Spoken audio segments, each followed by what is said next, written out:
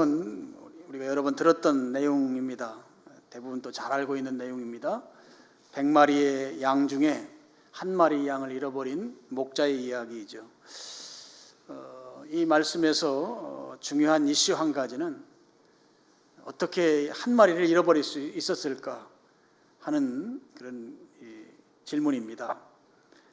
양이라고 하는 동물의 속성상 양은 무리를 지어서 합니다. 그리고 무리를 이탈한다고 하는 것은 거의 불가능합니다. 양은 방어 수단 내지는 공격 수단이 거의 없는 짐승이기 때문에 본능적으로 무리를 지어 사는 것으로 자기를 방어하려고 하는 그런 본능이 있습니다. 그렇기 때문에 무리를 지어야만 사자와 같이 그런 큰 맹수들이 공격했을 때 비교적 안전하게 자기를 지킬 수 있다고 여겨서 그렇게 무리를 지어 사는 것이 양의 특성입니다. 생존을 위해서 무리를 지어 사는 양의 속성으로 볼 때 어떻게 이 한 마리가 그 양떼로부터 분리되어서 떨어져 나갔을까? 우리가 생각해 볼 수 있는 그런 경우 한 3가지 정도를 생각해 볼 수 있습니다. 속성적으로 보면 한 마리가 무리로부터 이탈하는 것이 불가능한데 어떤 경우에 이탈할 수 있는가 하는 거죠. 한 가지는 이 양은 사고를 당했거나 아니면 어떤 질병이 있거나 하는 경우입니다. 그래서 양떼가 이동할 때 양 자체의 병이 있거나 아니면 길을 가다가 길바닥에는 돌에 의해서 다리를 다쳤거나 이런 경우들 그 무리의 그 이동 속도를 쫓아가지 못하게 되기 때문에 뒤처지게 되고 결국은 무리로부터 이탈하게 되는 그런 가능성을 우리가 생각해 볼 수 있겠습니다. 또 한 가지 경우에는 맹수의 공격을 받을 경우입니다. 이 맹수들은 이 무리지어 사는 동물들을 공격할 때 1차적인 공격은 무리로부터 자기가 공격 대상을 떼어놓는 일부터 먼저 합니다.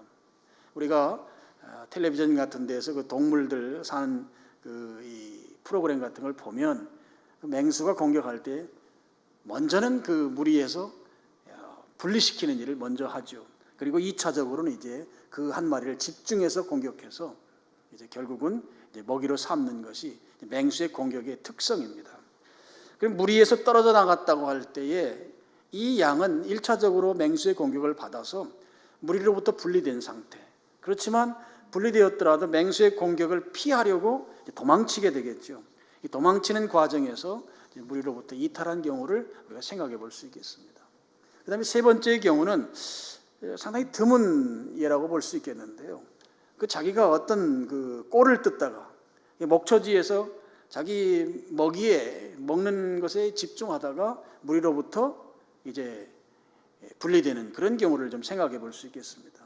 목자가 함께 하고 있기 때문에 그런 경우는 거의 드물지만 이 양의 입장에서는 배가 고픈 상황에서 좋은 목초지를 발견하면 무리들이 이동할 때 그 이동하는 것을 잠깐 잃어버리고 그 풀을 뜯는 일에 집중하다가 결국은 무리와 분리되는 그런 경우라고 볼 수 있습니다.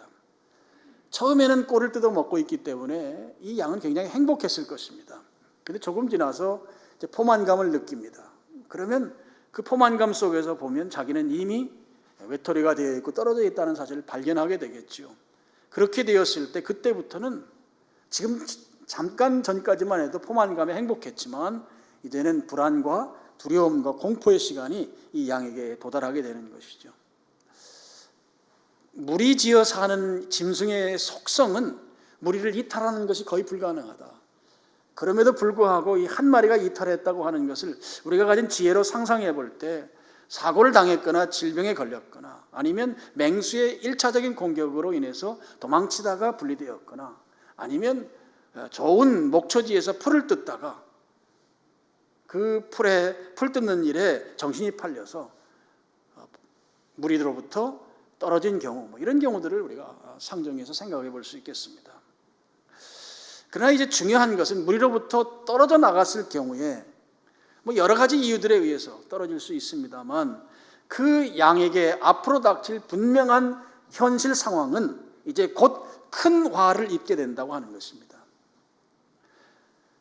떨어져 나간 짐승에 대해서 어떻게 하라는지 맹수들은 그 짐승을 향해서 공격하고 잡아먹기 위해서 군침을 삼기면서 살금살금 그 양을 향해서 집중해 오는 것이죠. 그것이 바로 야생의 모습입니다. 이제 곧 이 양은 어떤 식으로든지 맹수에게 잡혀먹힐 그런 상황이 이제 눈앞에 다가온 이제 그런 경우라고 볼 수 있겠습니다. 오늘 본문에 99마리가 나오고 한 마리를 잃어버렸다 했어요. 지금 이 한 마리의 상황은 무리로부터 이탈되어 있기 때문에 이제 곧 그에게 닥칠 일은 잡혀먹는 일이 지금 눈앞에 닥쳐 있는 상황인 것이죠. 그런데 이 목자가, 양을 끌던 목자가 지금 한 마리를 잃어버린 사실을 이제 발견하게 됩니다. 그리고 이 사실을 안 목자는 그 안 순간에 그 양을 찾아 나서는 것이죠. 서둘러 찾아 나섰다고 하는 것을 우리가 4절에서 99마리를 중간쯤에 들에 두고 양을 찾아 나섰다고 한 표현에서 알 수 있습니다. 99마리를 들판에 그냥 둔다고 하는 것은 이 99마리가 다시 똑같이 잃어버릴 그 개연성이 여전히 그 99마리 속에 있기 때문에 그런 위험성에도 불구하고 서둘러 목자가 한 마리를 찾아 나선다고 하는 것은 이 한 마리가 지금 앞으로 급박스럽게 겪게 될 그런 위험성을 이 목자가 인지했기 때문인 것이죠. 그래서 99마리를 들판에 두고 서둘러서 한 마리를 찾아 나서는 것입니다. 여러분, 우리가 코로나19라고 하는 이 상황을 지금 3년차 지금 겪고 있습니다. 우리 교회뿐만 아니라 대부분의 교회들이, 많은 성도들이 교회 예배에 참여하지 못하고 있습니다. 그리고 많은 분들이 교회를 떠나 있는 상황이 되어 있습니다. 저는 작년도에 어떻게 하면 다시 코로나 이전과 같은 예배를 회복할 수 있겠는가 하는 그 방안들에 대해서 아주 골몰하면서 기도하고 그 방안 찾기에 좀 애를 썼던 그런 시간들을 보냈습니다. 그 중에 이제 3부 우리 찬양 예배를 드리는 것도 그러한 방법의 일환이었던 것이죠. 올해 2022년이 됐습니다. 그 예배를 제대로 드리지 못한 지 3년차가 되는 해입니다. 이렇게 모여서 예배를 드리는 일이 어려워지게 되는 것이 3년 정도가 지나게 되면 영영 예배를 다시 회복하지 못할 수 있겠다고 하는 이 담임 목사로서의 그 답답함이 제 속에 계속 좀 저를 아주 힘들게 하면서 자리 잡고 있습니다. 여러분, 우리가 보통 인간의 습성을 이야기할 때 보통 어떤 상황에서 3개월 정도가 지나면 그 상황은 그 사람을 익숙하게 만든다고 해요. 그러니까 뭐 노숙자들도 처음에는 힘들지만 노숙을 한 3개월 정도 하면 세상이 편한 것이 노숙 생활이라는 것이죠. 3개월은 사람을 익숙하게 만든다는 것입니다. 그러면 3년이 지나게 되면 그 3년이라고 하는 것은 그 사람을, 그 삶을, 그 현상에 익숙해진 것을 문화로 만든다는 것이에요. 3년이 되기 전까지는 그래도 내 속에 교회 예배에 참석해야 되겠다고 하는 일말의 부담감이 있지만 3년 정도가 지나게 되면 이제는 예배가 내 삶 속에서 그냥 그저 그러한 내 삶의 중요한 우선순위에서 저 뒤로 밀려난 채로 자리 잡게 되고 일종의 예배에 참석하는 것은 나에게 있어 종교 행위에 그치게 되는 그런 이제 삶의 자리로 자리매김하게 된다 하는 것이죠.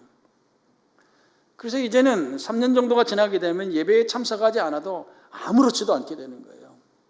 괜찮게 되는 것입니다. 이런 사람들을 이제 명목상 그리스도인이라고 불러요. 교회에서 나미날리티라고 해요. 나미날리티 크리스천이라고 해요. 평생에 2번 교회 간다는 표현도 쓰기도 해요. 언제 가는가 하면 미국 교회에서 이 용어가 처음 나왔을 때 결혼식 때, 미국은 예식장이 따로 없습니다. 교회에서만 이제 결혼식을 하죠. 결혼식 때 교회 가고 장례식 때, 장례식 교회에서 장례식을 하거든요. 장례식 때 2번, 일생에 2번 교회 간다. 아니면 1년 중에 교회에 행사가 있을 때, 미국 사람들 큰 행사는 추수감사절이에요. 또 성탄절이에요. 뭐 이런 때만 교회 간다는 거예요.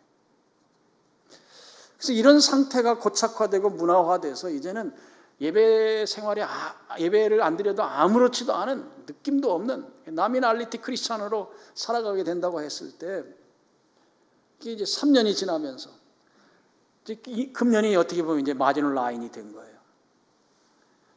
금년이 지나기 전에 이걸 회복해야 된다고 하는 부담감이 제 마음속에 굉장히 강하게 자리 잡고 있습니다. 그래서 제가 작년 중반부터 2022년도에는 어떻게 해서든지 예배를 회복해야 한다. 그동안 교회 예배에 참여하지 못한 분들을 교회 예배당으로 다시 나올 수 있게 해야 한다. 그런 생각을 하면서 2022년도에 한 해 동안 우리 성도들이 예배를 회복하고 신앙을 회복하고 다시 주님 앞으로 가까이 나아갈 수 있게 해야 하는 일을 우리 힘써야 되겠다 하면서 나름대로 이제 여러분 그 소강대성 앞에 붙어 있는 게 금년도 교회 표인데요. 흩어진 양들을 주님의 목장으로 인도하자.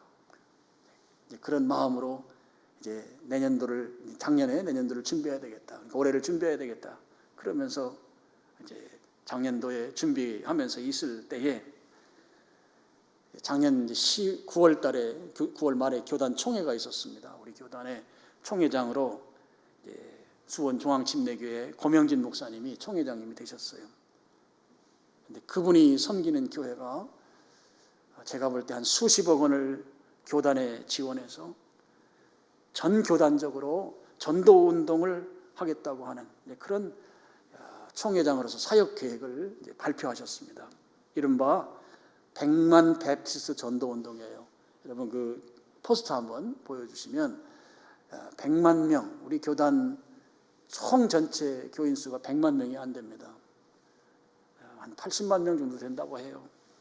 그래서 100만 명 만든 베프티스트라는 말은 우리 침례교를 이제 영어로 베프티스트라고 하죠. 전도 운동을 이제 이분이 총회장 임기 동안에 하시겠다고 하신 거예요. 우리 교단 산하에 교회 수가 3,400개 정도 교회가 됩니다. 근데 제가 이 공문을 보니까 교인 수가 30명일 때 30명 이상 모이는 교회가 배가시키면 30명 모이는 교회가 배가라고 하는 건 배가 되는 거거든요. 60명 되면 그 교회에게 소형 승용차를 선물로 주겠다는 거예요. 만약에 자동차가 필요 없으면 현금으로 1,000만 원을 주겠대요. 그래서 제가 가만히 생각을 해봤어요. 이게 3,400개 교회인데 그중에 10%만 이 100만 베프티스트 전도운동에 참여한다고 하면 이게 수십억 원이 들어갈 건 분명합니다. 그래서 제가 이 내용을 공문으로 받고 나서 참 머리를 아주 세게 된통으로 얻어맞은 것 같이 아주 큰 충격을 받았어요. 첫 번째 충격은 그래도 우리 교단의 수원중앙침례교회는 대형 교회거든요. 대형 교회가 교단을 위해서 수십억 원을 지원해서 교단 전도 운동을 한다고 하는 거, 야 이거 보통 일이 아니다 하는 것이었고요. 또 한 가지는 제가 이 첫 번째 이유보다 더 큰 아주 그 충격이었습니다. 우리들이 얼마나 복음을 전하고 영혼 구원하는 일을 하지 않으면 하나님께서 야 너 전도해. 전도하면 내가 승용차 사줄 거야. 전도하면 내가 차 줄게. 차. 그러면서 전도하라고 하는 것일까 하는 데서 제가 너무나 큰 충격을 받았어요. 여러분 사실 저는 이렇게 전도하고 그 결과에 따라서 물질적으로 뭘 보상하거나 아니면 상을 준다고 하는 거 그저 별로 좋아하지 않는 목사예요. 그것이 너무 물질주의적이고 상업주의적인 그런 냄새가 나기 때문에 제가 우리 교회도 열심히 전도하는 교회 가운데 하나인데 누가 어떤 걸 뭘 했기 때문에 그 결과로 뭐 거기에 따르는 부상을 한 적이 한 번도 없습니다. 우리가 마땅히 해야 할 일이고 그것에 대해서는 천국의 상급으로 있어야 된다고 생각하고 또 우리가 전도하는 그런 것 때문에 해야 된다고 하는 것이 마음에 동의가 되지 않았기 때문에 지금 이제 몇십 년을 목회자로 살면서 그런 적이 한 번도 없습니다. 그런데 이번에는 말이에요. 우리 교단에서 대형교회 목사님을 총회장으로 세우고 또 다른 것도 아니고 그것을 위해서 그 교회가 수십억 원을 교단에 지출을 해서 교단에서 전도하는 일을 부흥시키기 위해서 이런 방법을 쓰는데 그것이 하나님이 너무너무 안타까워하는 마음으로 제 심령을 막 후벼파는 거예요. 우리가 얼마나 전도하는 일, 복음 전하는 일을 안 하길래 세상에 너 그거 하면 내가 차 사줄 거야, 내가 돈 줄게, 하라 이러는 거예요. 하라. 주님의 그 안타까운 마음이 제 심령을 아주 너무 큰 충격 가운데로 빠뜨린 것이에요.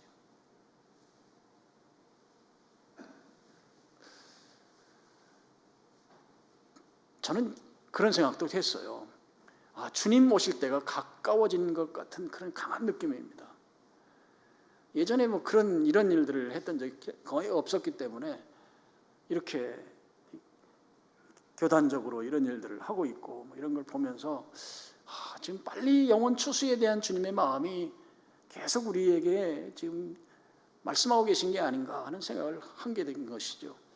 이제 교단으로부터 이런 전도 관련 소식을 들었을 때가 이제 위드 코로나 한다고 할 때였습니다. 단계적 일상 회복이라고 하죠. 그 이야기가 나오던 때였고, 또 저는 그 전부터 예배 회복에 대한 그런 강한 부담감을 갖고 있었기 때문에 이제 교단에서 제안하는 이 전도 운동에 대해서 우리 교회도 참여해야 되겠다. 그래서 제가 우리 이제 전도위원장님이 올해부터 새로 바뀌었지만 작년 올해 전도위원장님들을 제가 따로 같이 협의를 했습니다. 교단에서 이렇게 인센티브까지 준다는데 우리 한번 해보자. 그래서 이제 전도위원장들이 이제 상의를 해서 참여하기로 그렇게 결정을 했습니다. 우리 교회 출석교인 정도면 저는 충분히 배가시킬 수 있다고 생각했기 때문이죠. 그리고 전도위원회도 또 적극적으로 그 일을 또 하겠다고 이렇게 했습니다. 작년 12월 17일인가가 이 신청하는 그 신청서 마감일이었어요. 그래서 이제 그 전에 제가 이제 100만 전도운동 참가 신청서를 이제 작성하려고 작성하다가 중간에 멈출 수밖에 없었어요. 기록하다가 보니까 이제 배가 2배로 교인 숫자가 예배 참석하는 것을 만드는 그 기준 연도가 지금이 아닌 거예요. 코로나 발병 이전인 2019년도로 되어 있어요. 그래서 2019년도에 예배 참석 출석 숫자를 기록해야 되는 것이었습니다. 그래서 2019년도 그 부분에서 제가 이제 기록할 수가 없는 거예요. 거기다가 또 뭐라고 써야 하는가 당구장 표시해 놓고 하나님 앞에서 기록하시오 이렇게 되어 있더라고요. 저희 교회가 이제 여러분들은 잘 모르지만 매년 교세 보고서를 총회에 보고합니다. 근데 2019년도 우리 교회가 교세 보고서를 작성한 그 기록표를 제가 찾아서 보니까 그 해 연도에 우리 교회 교인 수가 250명으로 총회에 제출이 된 거예요. 그래서 배가 하려면 이제 500명 성도가 출석하는 교회가 돼야 되는데 지금 상황에서는 그 숫자를 맞출 것에 대한 자신감이 저에게도 없고 성도들도 아마 비슷한 생각이지 않겠나 하는 생각이 들더라고요. 그래서 열심히 전도를 하고 했는데 그 숫자만큼 되어지지 않았을 때 오히려 성도들이 지치고 낙심하고 좌절할 것에 대한 생각이 제 속에 들어서 다시 이제 전도위원장 2분을 오시게 했습니다. 그래서 상의를 하면서 총회에서 하는 이 전도 운동에 우리 교회가 참여하는 것은 실제적으로 어떤 총회가 원하는 만큼의 결과를 내지 못할 것 같은 그런 걱정이 있으니 참여하는 일을 보류하는 게 좋겠다. 그래서 이제 그렇게 결정을 했어요. 참여하지 않는 것으로 하고 대신에 그렇다고 해서 우리가 전도하는 일, 또 복음 전하는 일, 예배 회복하는 일, 이 일은 포기할 수 없지 않는가. 그래서 이 일을 하기 위해서 우리가 총회와 연계해서는 하지 않더라도 우리 교회 자체적으로 2022년도에 특별 예산을 편성해서 좀 했으면 좋겠다. 그래서 제가 작년 12월 25일 날 예산위원회 열리던 날 예산위원회 열리기 전에 제가 잠깐 들어가서 예산위원들에게 이 말씀을 제가 드리고 2022년도에 교회가 특별 예산을 좀 편성하기를 부탁했습니다. 그래서 예산위원회에서 이 전도를 위한 특별 예산을 편성하기로 했다고 하는 얘기를 제가 전해 들었고, 그래서 이제 우리 자체적으로 이 행사를 진행하기로 했습니다. 그래서 아마 곧 전도위원회에서 여러분들이 전도해서 열매를 맺는 분들에 대해서 아마 푸짐한 인센티브가 여러분들에게 주어질 것으로 생각됩니다. 아마 구체적인 내용을 곧 발표하고 안내해 줄 걸로 제가 보고 있습니다. 여러분, 제가 교단 총회의 전도 운동에 대해서 우리가 얼마나 전도하고 복음 전하는 일을 안 하면 세상에 너희들이 열매를 맺으면 내가 차를 사줄게, 돈을 줄게 하면서까지 그렇게 전도하라고 하는 주님의 그 안타까워하는 심정, 그래서 무엇인가 한데 세게 얻어맞은 것 같은 그런 이 마음속의 울림이 오늘 우리 교회가 자체적으로 하는 이 전도 운동에서도 오늘 예배에 참석한 성도님 여러분들이 통일하게 그런 울림이 있기를 축복합니다. 얼마나 전도하지 않으면 푸짐한 인센티브를 제공하면서까지 이 일을 하라고 하는가. 주님이 때 시대 말이 되었으니, 주님 오실 때가 가까웠으니 안타까워하면서 영혼 구원하는 일을 우리에게 촉구하는 그런 주님의 음성으로 들으시고 여러분들이 참여해 주시면 좋겠습니다. 예수님은 그 누구보다도 흩어진 양을 다시 찾고자 하는 그 급박한 심정, 간절한 심정을 오늘 예수님이 가지고 계시고 그 심정을 오늘 우리에게 다시 전하고 계십니다. 우리는 코로나로 인해서 또는 여타 다른 이유들로 인해서 흩어진 양을 찾아내야 합니다. 주님이 가까이 오실 때가 됐다고 하는 그 급박한 심정으로 찾아야 할 줄로 믿습니다. 흩어진 양의 결말은 맹수에게 잡혀먹는 거예요. 잡혀먹기 전에 그 양을 찾아와야 하는 것이죠. 오늘 내용에도 보면 그 양 찾고 나서 얼마나 좋은지 잔치를 벌이면서 좋아하고 계시는 주님의 모습을 우리가 외면하지 말고 주님이 지금 간절하게 우리에게 호소하고 있다고 여러분 생각하시고 여기에 참여해 주시기를 간절히 여러분들에게 부탁합니다. 7절에 보면 잃어버린 양의 이 비유를 하신 목적을 말씀하시죠. 99명의 의인보다 잃어버렸다가 다시 찾아낸 그 성도가 주님께로 돌아오는 것이 더 기쁘다는 말씀을 하셨어요. 그만큼 주님은 우리들을 향해서 간절한 마음으로 급박한 주님이 가졌던 그 심정 그대로 양을 찾아서 주님의 목장으로 안내하도록 인도하도록 그렇게 우리에게 요구하고 계시다고 하는 것을 7절 말씀을 통해서 우리가 알 수 있겠습니다. 여러분, 2022년도 우리 교회 표어는 흩어진 양들을 주님의 목장으로 인도하는 것입니다. 그러면 주님께서는 더 기뻐하실 거예요. 더 기뻐하신다고 7절에서 말씀하고 계세요. 그래서 우리가 이 일에 참여하시면서 그 결과를 주님 앞에 주님 기뻐하는 이 일을 주님 앞에 드리고 주님이 다시 오실 때가 가까운 이 상황에서